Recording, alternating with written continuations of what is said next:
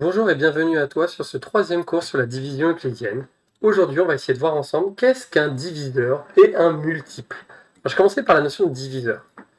La définition qu'on t'a probablement donnée, c'est qu'on t'a dit que B est un diviseur, en fait B divise A, on peut le dire comme ça, si le reste de la division euclidienne de A par B est égal à 0.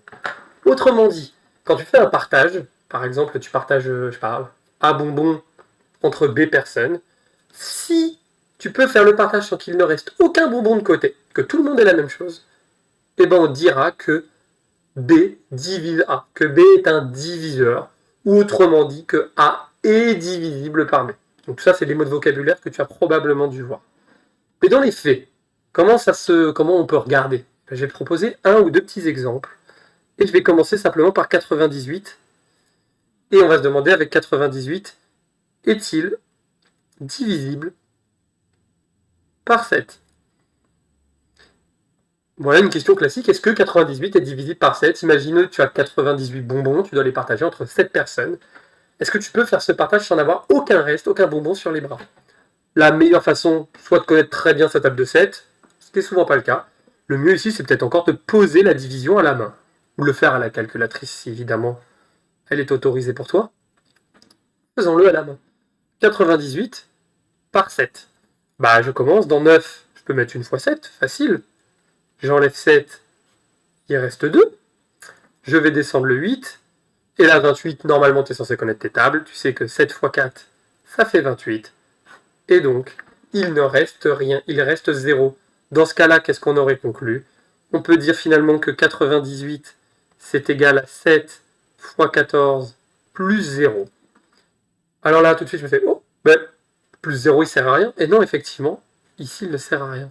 On écrira simplement 98 égale 7 fois 14.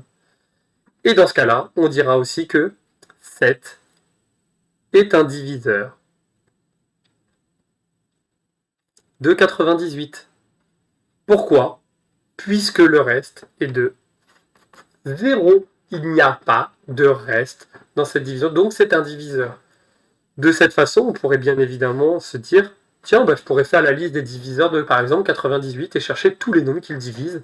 C'est un travail, bien sûr, qu'on peut faire, un peu long au début si on n'a pas de méthode, mais les méthodes te seront présentées petit à petit par tes enseignants et tu verras qu'en fait, c'est pas forcément si long.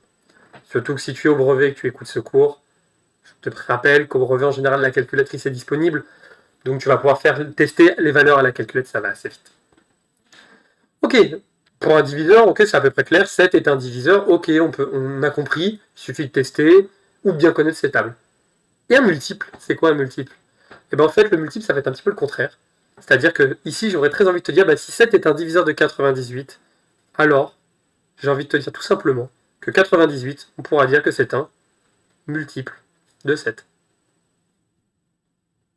Est un multiple de 7.